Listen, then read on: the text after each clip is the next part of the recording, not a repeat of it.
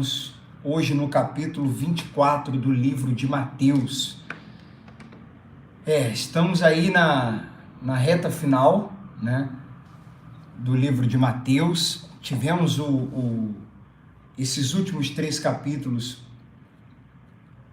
fortíssimos, um confronto, um combate de Jesus, do próprio Jesus com o sistema religioso, com a liderança religiosa na época.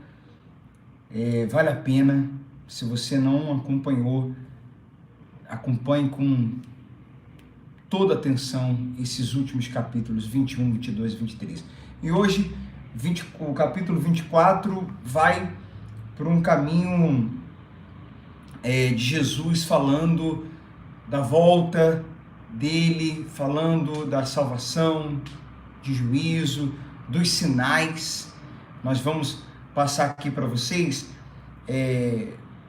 16 sinais, aquilo que Jesus vai falando ao longo do capítulo de Mateus 24, nós pontuamos aqui, anotamos, separamos 16 sinais que Jesus dá, que nós devemos nos atentar para termos discernimento. Ninguém sabe o dia e a hora exata que ele virá, mas com os sinais, com a consciência, com o conhecimento dos sinais, a gente consegue ter um discernimento muito melhor, muito maior, tá bom?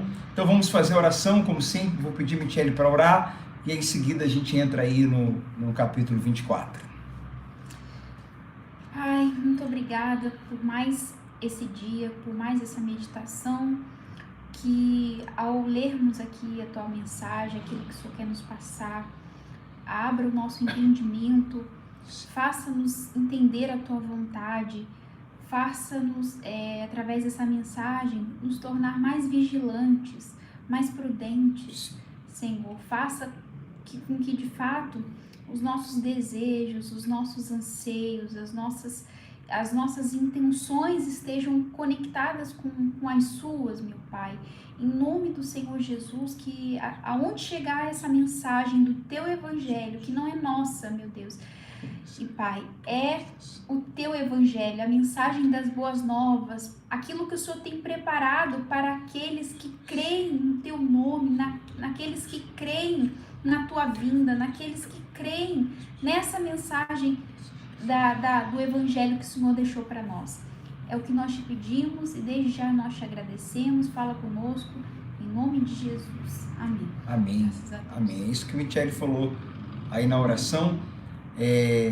Não é nossa mensagem, também não é nossa meditação, não é nossa série, não é o nosso vídeo, é tudo dele, por ele e para ele. Então vamos lá, vamos começar, pessoal. Pegue sua Bíblia aí, acompanhe. Vocês sempre acompanhem com a Bíblia, né?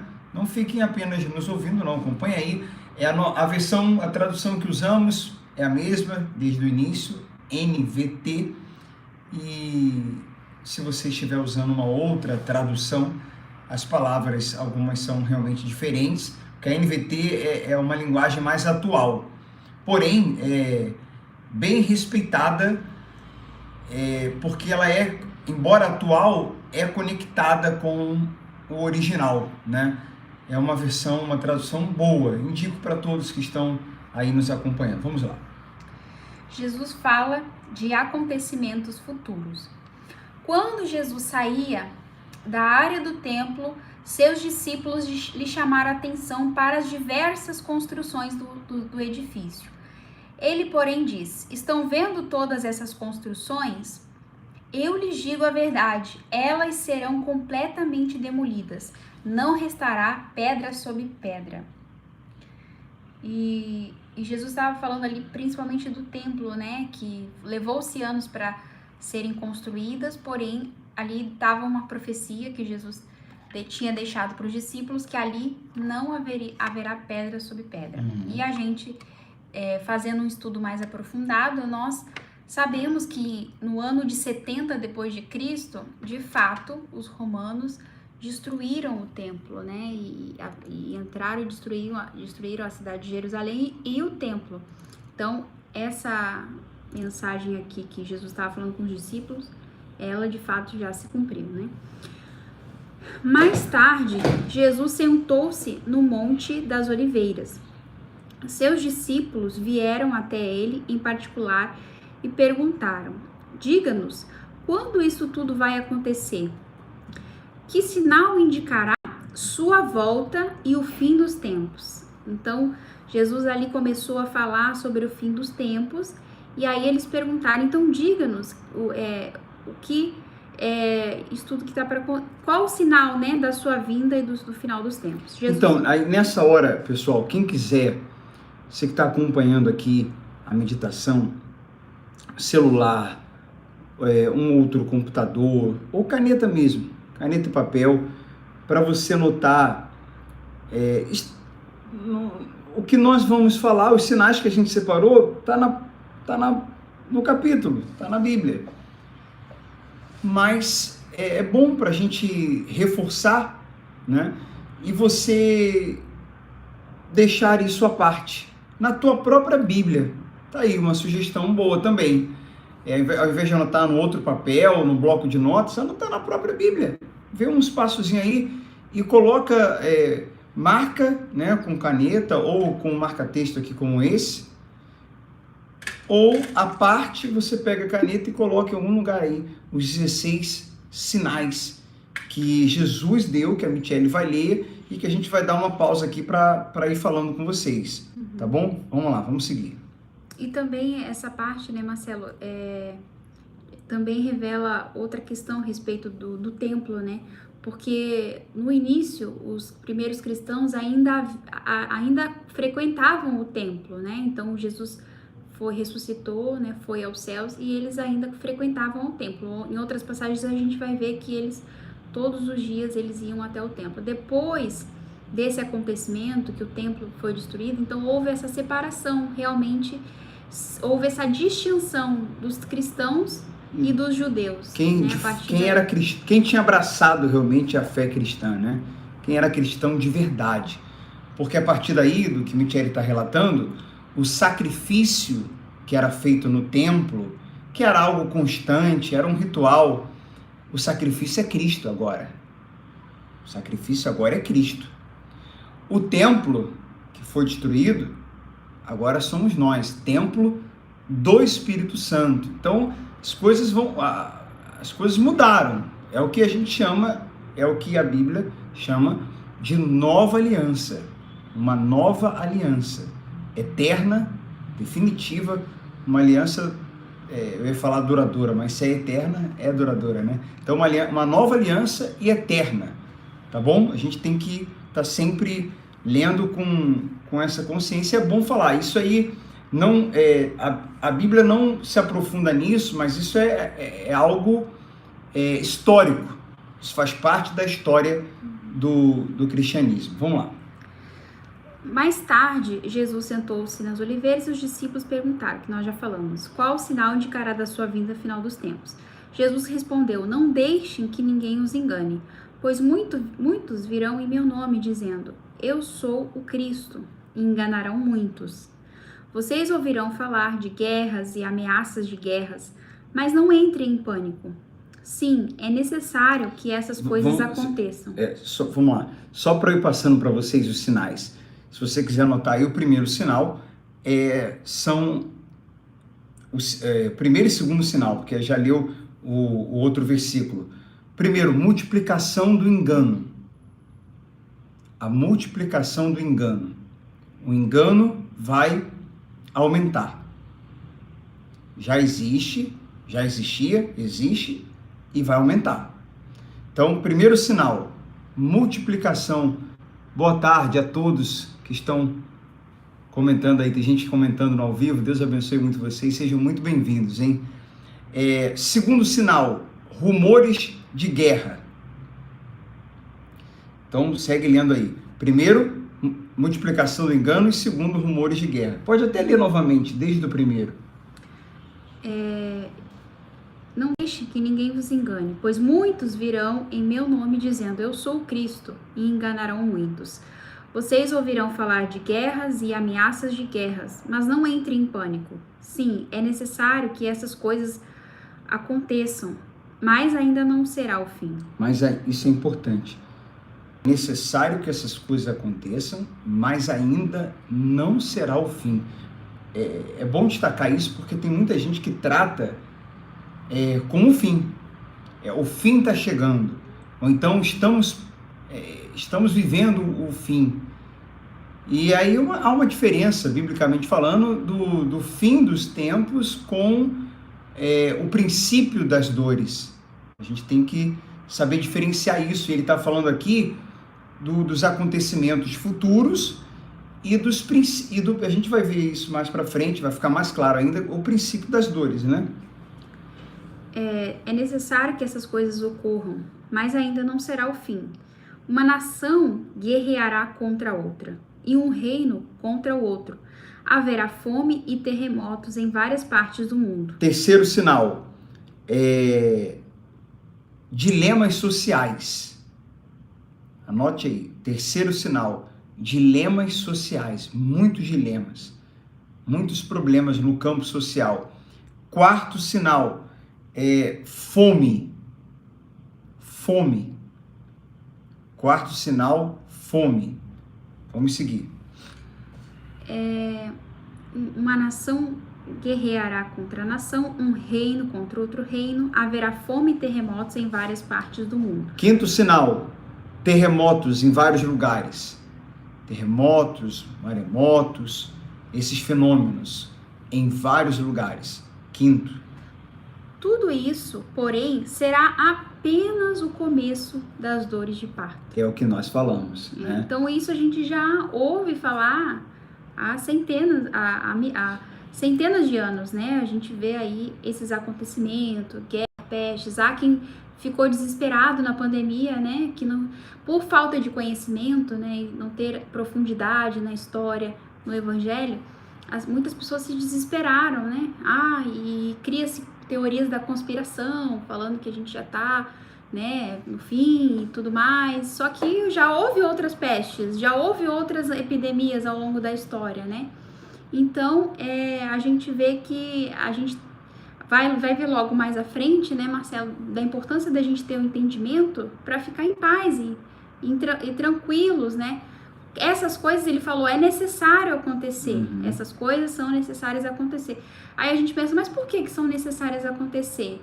A gente não tem aqui explícito, mas eu particularmente entendo que é uma forma do mundo se voltar para Jesus, né? Para reconhecerem como Senhor e Salvador, porque é nesses momentos de dores, nesses momentos de sofrimento, nesses momentos que o pecado, né, se alastra, que a gente vê que é ali a oportunidade dos corações serem quebrantados, das pessoas refletirem, né, do porquê que elas estão aqui nesse mundo, qual é realmente o sentido da vida, né?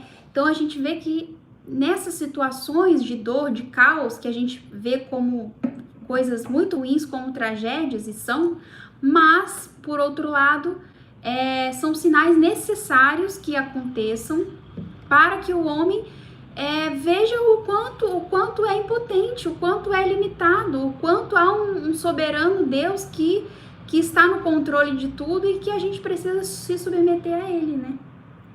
E nessas dores, né? É na dor.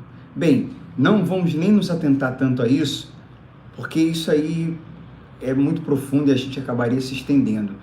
Mas e a gente tem conversado muito sobre isso esses últimos dias, né? É na dor.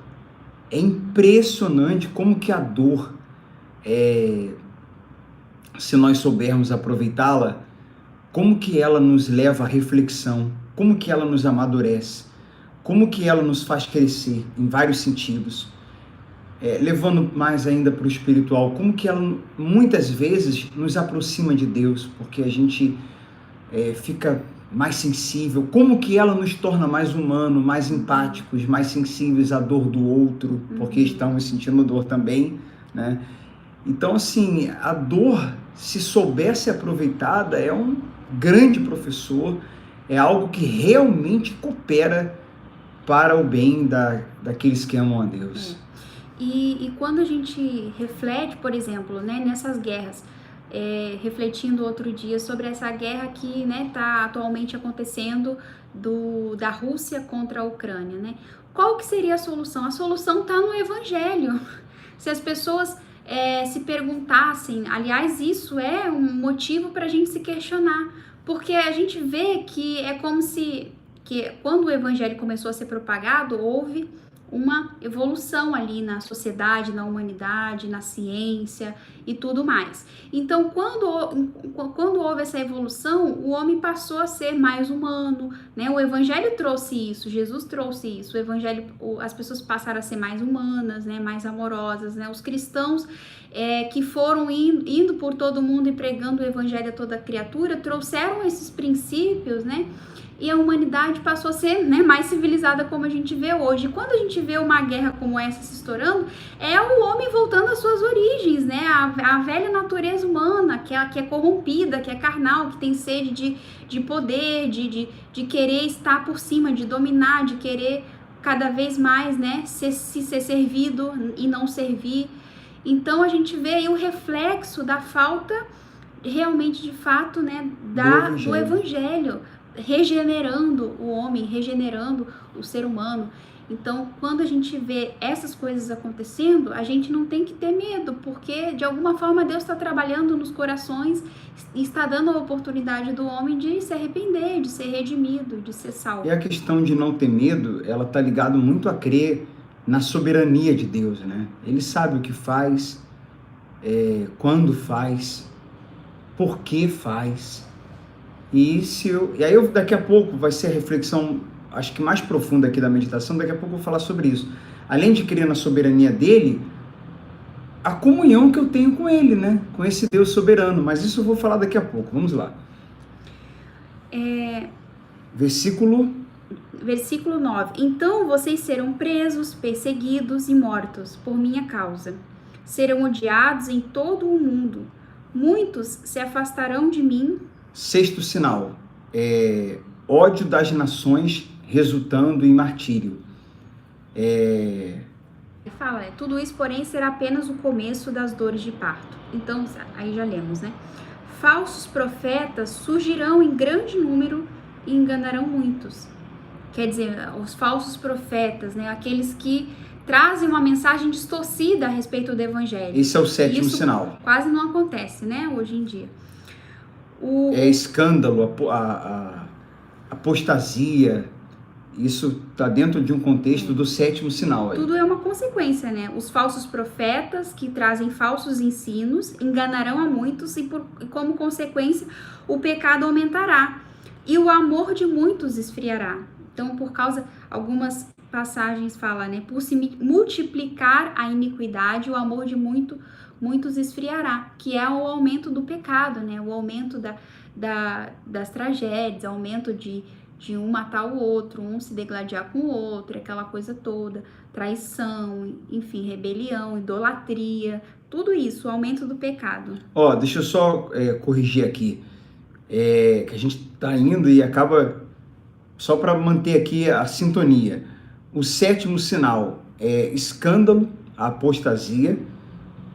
O oitavo sinal, o sexto, ódio das nações.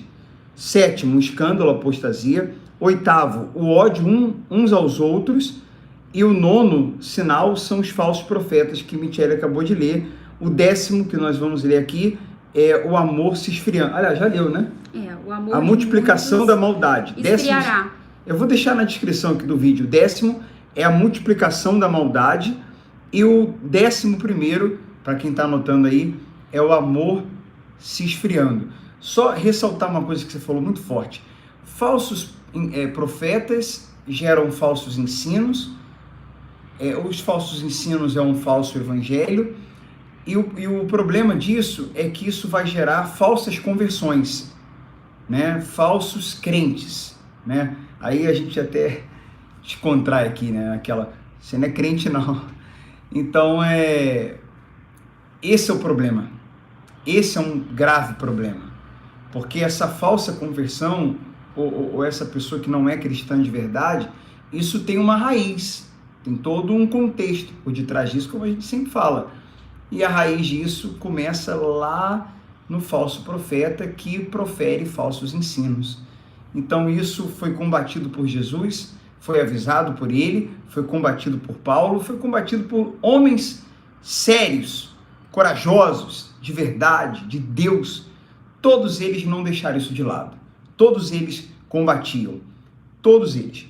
A exemplo de João Batista que veio, só que o seguinte, eles pagam o preço de serem mal interpretados, de acharem que estão se excedendo, né, ou que é algo pessoal. É como a gente eu conversava ontem com o Michele, a gente tem falado bastante sobre isso, a gente estava atendendo, conversando ontem, batendo um papo, não era nem um atendimento, foi um bate-papo com um casal, até mais tarde, depois que terminou o culto da noite, e a gente estava falando sobre isso. Nós temos buscado, agora eu vou abrir um pouquinho aqui o coração e compartilhar com vocês algo bem profundo.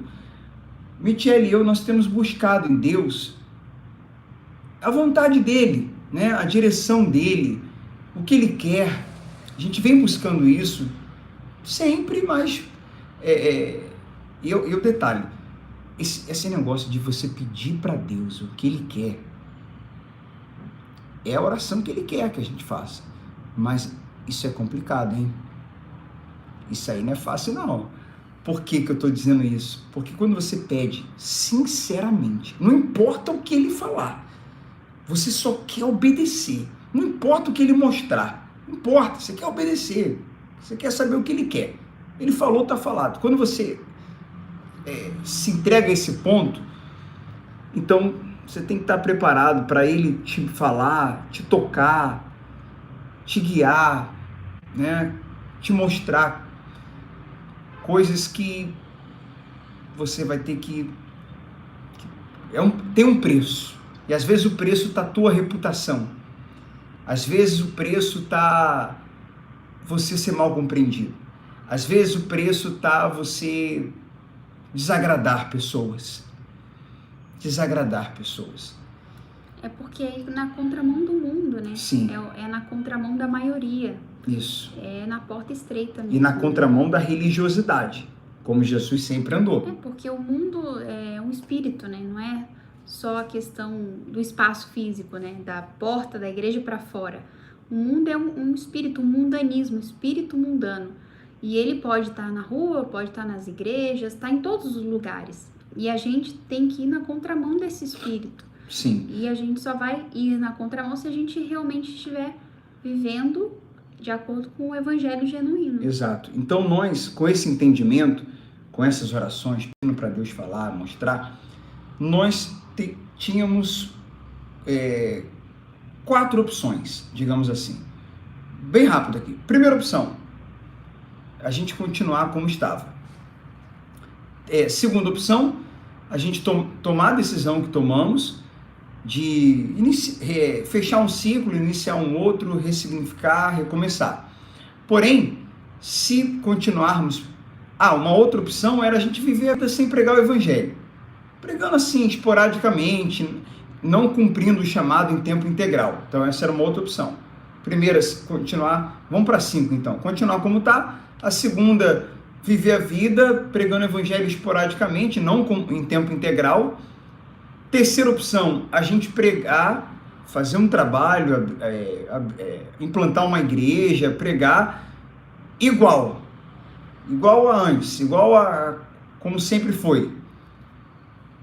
Quarta opção, fazer diferente, fazer conectado com o evangelho, não desaprender, aprender corretamente para ensinar corretamente, mas não combater falsos ensinos, só falar da palavra, só falar da palavra de Deus, tranquilo, e seguir falando da palavra de Deus, sem falar dos falsos ensinos, sem tocar em assuntos delicados, sem combater ensinos errados, doutrinas equivocadas.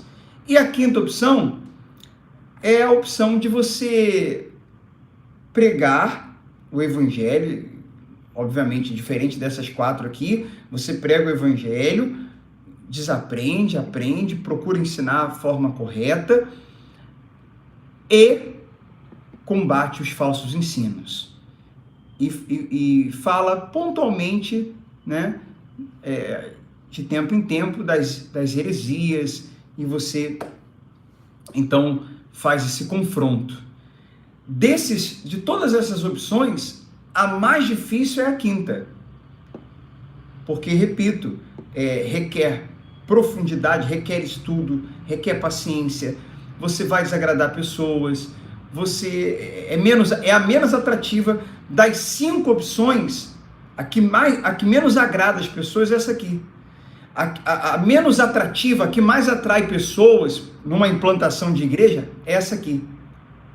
Mas foi pela carne, eu não escolhi essa aqui de jeito nenhum.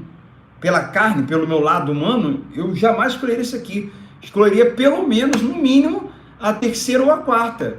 A quarta aqui, que é pregar o evangelho, como a gente tem feito, mas sem tocar nesses assuntos, deixa quieto, e pra gente ficar de boa, ficar bem com todo mundo, ninguém se desagradar, tal. Agora, ir para a quinta, que é pregar e fazer a apologética, que é a defesa do evangelho, a defesa da verdade, isso aí de todas, é a menos atrativa. É a menos atrativa. Mas a gente crê do fundo do coração, que é exatamente o que Deus espera, o que Ele nos impulsionou, que é o centro da vontade dele. Quando a gente olha para João Batista, olha para Jesus, olha para Paulo, olha para os apóstolos, a gente vê eles seguindo exatamente essa quinta opção aqui. Pregar e, acima de tudo, viver, que é o mais difícil de tudo, né? Pregar é mergulhar no evangelho, o nome aqui é mergulho no evangelho. Mergulhar é ler, reler, ouvir, e pregar, anunciar e principalmente encarnar e defender. Tudo isso é o mergulhar e defender e fazer a apologética. Pecado, versículo 12. O pecado aumentará e o amor de muitos esfriará, mas quem se mantiver firme até o fim será salvo, que é de fato viver na prática, né? Como a gente falou. Esse firme até o fim, ele fala que o amor vai se esfriar. Depois fala, quem perseverar até o fim será salvo. Então, quando a gente conecta esse versículo com o versículo anterior, perseverar no amor, porque o mundo vai se esfriar e a gente está percebendo isso. As pessoas estão olhando mais para si, porque, quer dizer, não adianta eu me preocupar com o outro, porque o outro é mau e tudo mais. Ela cada vez vai olhando mais para si, se preocupando mais consigo, né? E não vivendo esse amor, não amando o próximo. Então é nessa perseverança que a gente tem que se manter, continuar acreditando, continuar amando, continuar sacrificando. Opa, tô olhando desculpa, pro outro gente. lado. Então é nesse amor que Jesus fala, né? Mas aquele que perseverar será salvo. E por causa desse amor, as boas novas a respeito do reino serão anunciadas em todo o mundo. Que é esses que perseveraram no amor, né? 12º sinal, o evangelho do reino pregado em todo o mundo. 12º sinal. Eu não sei, pessoal, teve uma hora aqui, confesso, que a Michele foi seguindo os versículos, eu não passei, não teve uma sintonia dos sinais, mas depois eu repeti. Não sei se te confundiu, em algum momento aí se perdeu, mas novamente eu digo que eu vou deixar na descrição do vídeo, tá? Depois, qualquer coisa também é só me pedir que eu te mando os sinais direitinho, eu tenho anotado aqui. E as boas novas a respeito do reino serão anunciadas em todo o mundo para que todas as nações as ouçam, e então virá o fim. Então, esse é o último sinal, né? As boas novas do reino serão anunciadas em todo o mundo para que todas as nações as ouçam, então virá o fim. Que a gente vê esse sinal aí se cumprindo mais do que nunca, né? Com o surgimento da internet. Há 15 anos atrás, a gente não tinha essa conexão, né, com o mundo todo como nós temos hoje, né? Essa oportunidade, essa liberdade sem fronteiras, né, da gente poder pregar, porque pessoalmente havia esse risco, né, muito grande, como existem lá no Oriente Médio, pessoas que pregam o evangelho e são mortos, né, são degolados, tem a cabeça arrancada. A gente vive hoje a perseguição aos cristãos, aos missionários em lugares assim difíceis, Mas com a internet, a gente vê que a mensagem do reino está sendo alcançada, está alcançando essas pessoas que até então não havia alcançado. E esse era o meu entendimento, né? Quando você falou para mim, posta. A gente já falou algumas vezes sobre isso. Na pandemia, a internet na pandemia era a grande chance de você levar a palavra. Então, com esse entendimento, a gente colocava trechos, né, de mensagens, mas aí, no momento da pandemia, onde estávamos, havia uma ordem ali, ou quase que uma ordem, para não colocar mensagens na internet, uma proibição, né? Não é para botar, ninguém está colocando, e cuidado, porque eu estava colocando, então me disseram assim, cuidado para você não ser repreendido, cuidado para você não sofrer uma retaliação, não ter uma punição. E aí, Michele, que é essa pessoa que vocês veem aí, quem convive sabe também que ela é tranquila, né? Bem pacífica, bem tranquilona. Até a Michele ficou revoltada, né? Quando passamos por isso, porque ela ouviu, né? Então eu lembro que eu estava no quarto, ela veio da cozinha assim, andando mais rápido, quase correndo. Ela falou, como é que é? Eu falei, não, tá... falaram aqui que não é para botar a mensagem. Ela, mas a palavra de Deus? Eu falei, então, é um absurdo isso, né? Ela, poxa, mas na pandemia, eu falei, exatamente, é por isso que eu tô colocando.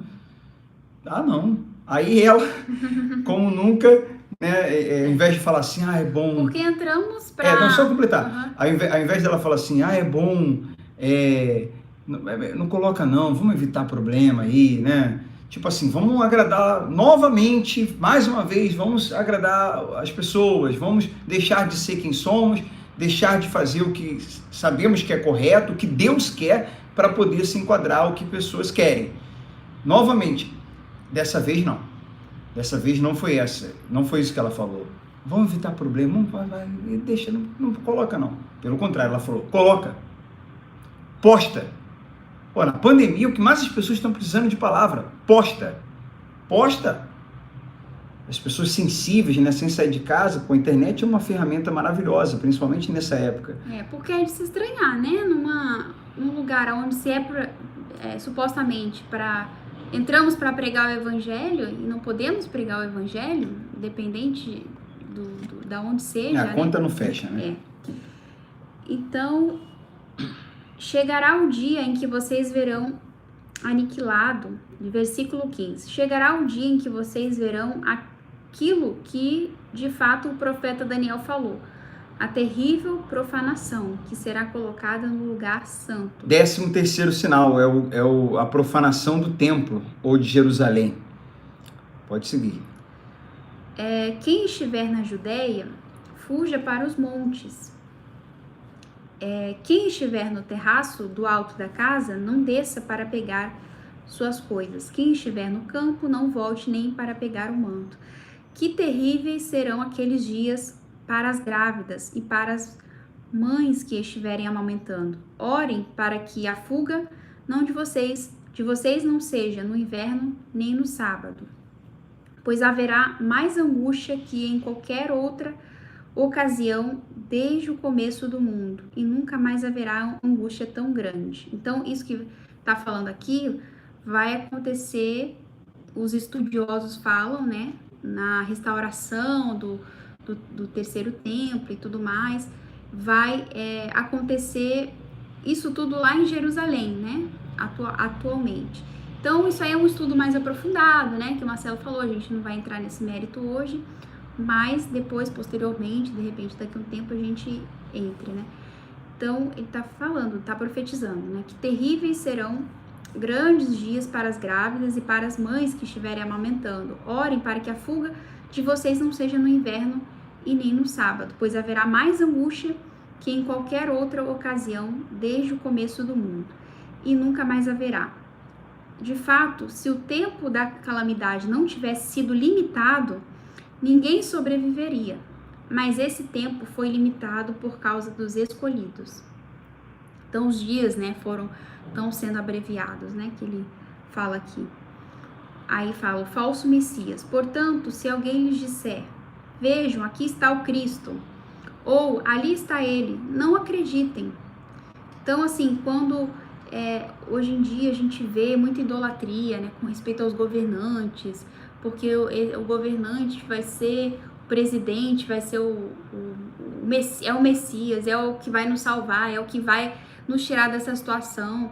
Então ele está falando aqui para a gente não dar importância a isso, porque existe só um Messias, o que realmente vai resolver toda essa situação de calamidade que a gente está vivendo aqui nesse mundo. Então a gente não tem que colocar nossas esperanças nos governantes, em A, B ou C, tanto faz se é de esquerda, de direita, são meros humanos, meros mortais, sujeitos à corrupção. Então a nossa esperança não está neles, a gente tem que votar, vai ter que escolher ali o menos pior, né?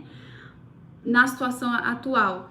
Mas não coloque as suas esperanças de que, né, através, graças a Deus, hoje vocês pregam a verdade, glória a Deus, é verdade. Então a gente não deve se apoiar, colocar nossas esperanças, nem idolatrar a nenhum governante aqui desse mundo, achando que ele vai ser o salvador da pátria, porque não vai. A nossa esperança mesmo está em Cristo, e a forma com que ele vai voltar já está registrada aqui na palavra dele. Lá em João a gente fala, da mesma forma como a gente o viu subir, como eles, no caso, viram quando Jesus subiu aos céus, assim a gente vai vê-lo também voltar. Então, assim, e aqueles que ainda que morra viverá, né? Que a gente vai, se morrer aqui nessa geração, a gente chegar a morrer, a gente vai ressuscitar na vinda dele. Então, é nele que está a nossa esperança, não nos governantes aqui desse mundo. Então, a gente não tem que se enganar, porque a forma como que ele vai vir vai ser totalmente extraordinária e sobrenatural. E qual livro vocês estão lendo, por favor? Mateus 24. Mateus 24. Então é isso. Aí ele está alertando do falso Cristo, do falso Messias, né? Aí ele fala, não acreditem, pois falsos cristos e falsos profetas surgirão e realizarão grandes sinais e maravilhas, a fim de enganar, se possível, até os escolhidos. Vejam que eu vos avisei disso de antemão. Portanto, se alguém lhes disser, ele está no deserto, nem se deem ao trabalho de sair para procurá-lo. Então, assim, podem falar o que for, a gente nem tchum, como diz, né, o ditado popular. Nem se deem um trabalho de procurá-lo. E se disserem, está escondido aqui, não acreditem. Porque assim como o relâmpago lampeja do leste e brilha no oeste, assim será a vinda do Filho do Homem. Onde estiver o cadáver, ali se ajuntarão os abutres. Então ali, quem está morto espiritualmente, né, pode-se dizer o falso mestre, falso profeta, mas as pessoas que vão até esses, Jesus está fazendo uma comparação aqui para, onde estiver o cadáver, ali se ajuntarão os abutres. Então, assim, e o relâmpago é de repente, mas ele é visível, né? Exato. É a vinda do Filho do Homem. Imediatamente depois da angústia daqueles dias, aí tem aqui os sinais, né, da vinda do Filho do Homem, que de fato a gente vai ver, né, o sol escurecerá, a luz não dará luz, as estrelas cairão do céu e os poderes dos céus serão abalados. 14º sinal, abalo cósmico, para quem está anotando aí desde o início. Então, por fim, aparecerá no céu o sinal da vinda do Filho do Homem.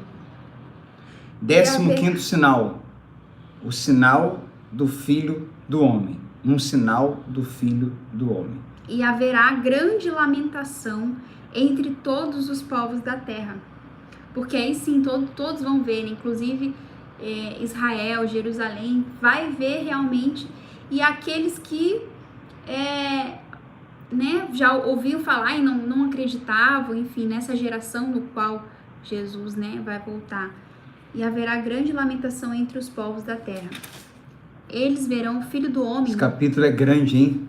24. Eles verão o Filho do Homem vindo nas nuvens do céu com poder e grande glória. Então, Tem como a gente ser enganado, gente, sabendo dessa verdade? Não tem, porque ele vai vir do céu com todos esses acontecimentos. Ele enviará seus anjos com forte sopro de trombeta, e eles reunirão os escolhidos de todas as partes do mundo, de uma extremidade à outra do céu. Então, a gente vê aqui que isso é uma profecia, né, da vinda de Jesus, dos acontecimentos, e é aquilo, né, a gente que hoje vive nesse tempo, nessa época, a gente já viu outras épocas, da época de Moisés, da época dos profetas que anunciaram Jesus. Jesus veio, está registrado na história, não é uma historinha da carochinha, está registrado na história. Houveram muitas testemunhas oculares, houve um antes e um depois da humanidade, após a vinda dele e a ressurreição, né? Por isso que no calendário há antes de Cristo, depois de Cristo, porque houve uma revolução de fato na vinda dele. E muitas pessoas testemunharam ocularmente a sua ressurreição, a sua aparição depois da morte. E isso também foi registrado, né, pelos apóstolos. Então, tudo isso que as profecias lá atrás profetizaram, anunciaram, vem se cumprindo. E aqui tem a profecia da volta. Então, é algo que nós cristãos, resumindo, assim como se cumpriu as profecias do Antigo Testamento, um dia essa aqui também se cumprirá. Do que os profetas falaram, da mesma forma essas que Jesus profetizou sobre os acontecimentos futuros, né? Aí ele fala, né, versículo 32, agora aprendam a lição da figueira. Quando os ramos surgem e as folhas começam a brotar, vocês sabem que o verão está próximo.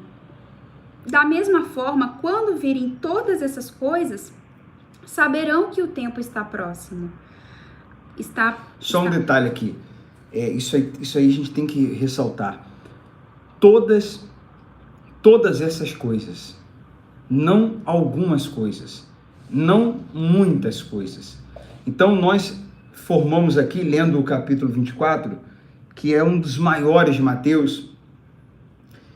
Tem capítulo aqui com 28 versículos, e esse aqui tem 51, né? Por isso até está levando mais tempo.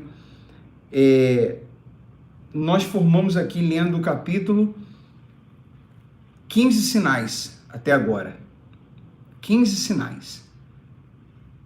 E aí ele diz aqui, nesse 33, da mesma forma, quando virem todas essas coisas, quer dizer, todos esses sinais que você tem anotado aí, que eu anotei aqui, que a gente já tem conhecimento, já sabemos quais sinais são. Então, quando todos os 15, todos os sinais que Jesus mesmo falou, aí a gente pode considerar que está realmente próximo. Porque o que acontece? Isoladamente, alguns desses sinais já ocorrem. Mas aqui está dizendo, para que isso aconteça, é uma geração, né, que vai ver simultaneamente esses sinais acontecendo. Então, será a nossa geração, será a sua geração, será dos seus filhos, seus netos ou dos seus bisnetos. A geração, né, que vê esses sinais de forma simultânea, todos eles acontecendo, é a geração que vai vivenciar isso aqui. É a geração que, quando ele, como um relâmpago, surgir aos céus, os vivos encontrarão com ele nas alturas e os mortos ressuscitarão. Quem é que estará vivo para ver isso? Eu não sei se eu vou estar naqueles que estão vivos para se encontrar com ele nas alturas, ou se eu sei que eu vou encontrar, né? Creio que vou encontrar. Seja vivo para encontrá-lo, ou seja alguém que já morreu, né? Que já morreu, mas que em Cristo foi salvo e vai ressuscitar também para esse encontro com Jesus, né? Da mesma forma, aí já lemos, né? E aí o versículo 34, que é o que ele falou. Eu lhes digo a verdade, essa geração certamente não passará até que todas essas coisas tenham acontecido. O céu e a terra desaparecerão, mas as minhas palavras jamais desaparecerão. Então, por isso que eu expliquei isso, porque está falando aqui, essa geração, essa qual? Aquela lá que Jesus estava falando? Não. E quantas gerações já passaram, né? A geração que vê todos os sinais acontecendo. Contudo, ninguém sabe nem o dia e nem a hora em que essas coisas acontecerão. Nem mesmo os anjos do céu, nem o Filho, somente o Pai sabe. Hoje, o Filho está sentado à direita do Pai, né? A essa altura, essa altura ele já sabe, porque aqui ele ainda não tinha morrido e ressuscitado, né? E subido aos céus. Mas ele falou, contudo, ninguém sabe o dia e nem a hora. Mas Jesus atualmente já sabe o dia que ele vem. Aí diz, a volta de Jesus será repentina. Quando o Filho do Homem voltar, será como no tempo de Noé. Nos dias antes do dilúvio, o povo seguia sua rotina de banquetes, festas e casamentos, até o dia em que Noé entrou na arca. Não perceberam o que estava para acontecer, até que veio o dilúvio e levou a todos. Assim será na vinda do Filho do Homem. 2 homens estarão trabalhando juntos no campo, um será levado e o outro deixado. 2 mulheres estarão moendo cereal no moinho, uma será levada e a outra deixada. Nós não vamos entrar aqui, como a Michele falou, porque são assuntos da escatologia, existem divergências, existem interpretações diferentes, mas eu quero convidar vocês a relerem com calma do versículo do 37 até o 41. Até porque o nosso tempo a gente vai fechar aí com 1 hora de vídeo. Leia com calma do 37 ao 41, porque a maioria, a interpretação que aprendeu desses versículos foi o arrebatamento daquele filme, né, Deixados para Trás. E que o que ficou é o que perdeu. O que ficou é o que perdeu. O salvo foi o retirado e o deixado, tanto que o nome desse filme que eu acabei de citar é Deixados para Trás. Quer dizer, esse deixado perdeu, ele foi deixado para trás. Pelo menos naquele momento. E aí o salvo foi o que desapareceu. Mas aí tem uma outra interpretação que é mais histórica, que é mais antiga, e que a maioria dos teólogos, a maioria dos pregadores, aqueles que pregam o evangelho genuíno, vão para essa interpretação que eu vou te dizer, que é contrária a essa do filme Deixados para Trás, e desses filmes que tem, das novelas, que quando diz aqui, quando o Filho do Homem voltar, será como no tempo de Noé. Que crê, né, essa teologia que o Marcelo falando, crê que nós vivemos já a grande tribulação há muitos anos, né? Crê que tudo isso que a gente já tem passado já faz parte da grande tribulação, só que, como nós lemos, né, vai vir de uma forma mais intensa, né, nos últimos dias, e a gente tem visto que o amor está se esfriando, e aí esses sinais cada vez irão se aumentar, né? Então essa teologia acredita nisso, né, que a gente já vive essa grande tribulação. Nos dias antes do dilúvio, o povo seguia a sua rotina de banquete, festas e casamentos, até o dia em que Noé entrou na arca. Não perceberam o que estava para acontecer, até que veio o dilúvio e levou todos. Assim será na vinda do Filho do Homem. Então ele está falando, lembra do tempo de Noé, lembra que o povo estava vivendo como queria, sem se atentar para o que estava acontecendo, as pessoas estavam se perdendo, enfim. Exatamente como hoje. As pessoas pensando só no agora, pensando em curtir, pensando no prazer momentâneo, pensando na vida, vivendo de acordo com o curso desse mundo. E aí ele está dizendo, lembra do tempo de Noé, porque assim como nos dias de Noé, no tempo do dilúvio, assim será na vinda do Filho do Homem. E no tempo de Noé, o que aconteceu? A salvação, no caso de Noé que entrou na arca, foi de quem ficou. Quem ficou. Os que foram, foi justamente aqueles que não... Então, é contrário a essa interpretação que muitos ouviram, aprenderam e até ensinaram. De quem, do filme Deixados para Trás, como eu disse, quem foi, se deu bem, quem ficou, se deu mal. Mas quando a gente lê aqui essa palavra com calma, respeitando o contexto, lendo versículo aqui por versículo, dá margem, e como dá, para essa interpretação.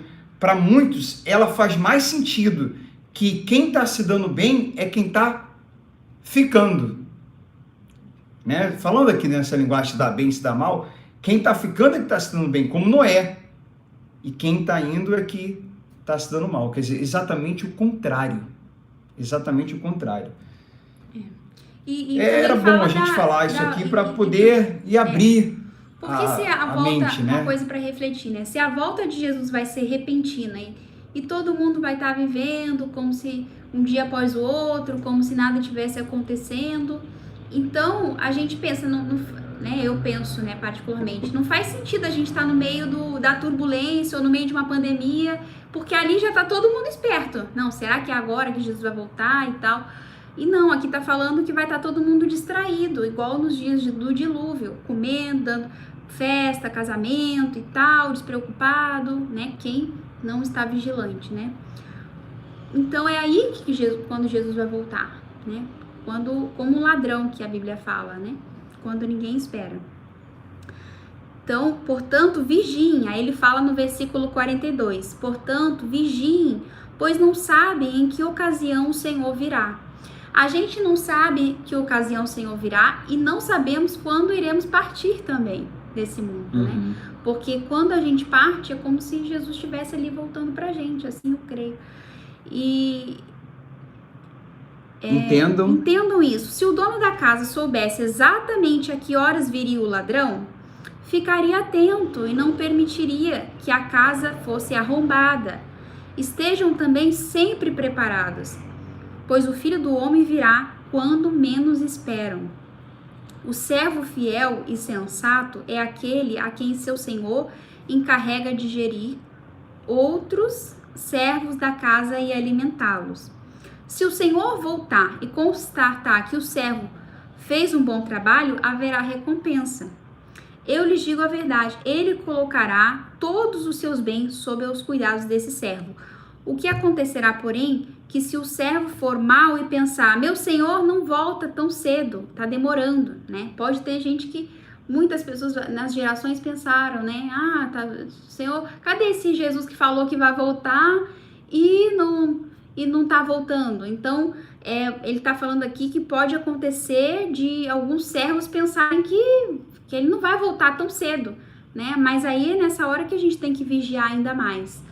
Porque o que acontecerá, porém, se o servo mal pensar, meu senhor está demorando, e começar a espancar os seus servos, a comer e a beber, a se embriagar, o senhor desse servo, ou seja, né, não vai estar trabalhando diligentemente. O senhor desse servo voltará em dia que não espera e em hora que não se conhece. Cortará o servo ao meio e lhe dará o mesmo destino dos hipócritas. Ali haverá choro e ranger de dentes, né? Ou seja, vai haver o juízo, porque Jesus não quer que a gente o aguarde, o espere por obrigação, porque se a gente soubesse o dia que ele viria, a gente não seria espontâneo, né? Não estaria vivendo para ele, servindo por amor, né? Amor. E pela graça que nos foi alcançada, tendo o entendimento verdadeiro. Quem tem um entendimento verdadeiro está todo o tempo vigilante, guardando o coração, não deixando o amor se esfriar, perdoando, amando o próximo, amando a Deus sobre todas as coisas. Então isso faz parte da nossa vida, do nosso caráter, dos nossos frutos, independente de quando o Senhor vai vir, se vai ser nessa geração, se vai ser na outra. E é sobre isso que eu quero falar, mas não vou falar hoje. Vou deixar para falar no próximo capítulo, que é o capítulo 25, que fala da parábola das 10 virgens. Deixa eu ver quantos versículos nós temos no 25. Outro capítulo também muito grande, né? Ou maior, né? Muito grande, que eu digo maior, esses últimos aqui. Não maior do que o 26. Onde termina o 26 aqui? O 26 é ainda maior. O 26 é o maior, um dos maiores. Bem, temos capítulos grandes aqui, mas estamos chegando no finalzinho de Mateus, né? Que encerra aqui no capítulo 28. Temos capítulos grandes aqui. Esses últimos são grandes. Então eu vou deixar para falar nos próximos, né? Porque por causa do nosso tempo. Agora, o mais importante de tudo é isso que Michele falou e que a gente vai falar mais depois. É a gente se relacionar com Deus por amor e se, independente de quando vai ser, como eu já tenho relacionamento com Ele, isso não faz tanta diferença para mim. Porque eu me relaciono com Ele constantemente, é um relacionamento puro, é real, é verdadeiro, é diário, é constante. Então, eu partindo, ele voltando, antes, durante, depois, eu vou estar em relacionamento com ele. Olha, tem um comentário aqui interessante. É triste saber que saiu. Não esperava isso, e muito menos esperava que iria por esse caminho. Mas amém, cada um é livre. Qual o caminho? O caminho de Jesus? O caminho O caminho do Evangelho? O caminho, a verdade e a vida. É esse o caminho da verdade, o caminho é a vida? Irmão. Ai, ai. Deus abençoe vocês, pessoal. Um grande abraço. Essa foi boa. Um grande abraço, tá? O caminho de pregar o Evangelho puro. Maravilhoso. Evangelho... Te convido a vir por esse caminho também. O caminho do fardo leve, o caminho da graça, mas com obediência, com comprometimento, o caminho do equilíbrio. Graças a Deus por esse caminho, graças a Deus, graças a Deus. Um abraço, gente, até a próxima.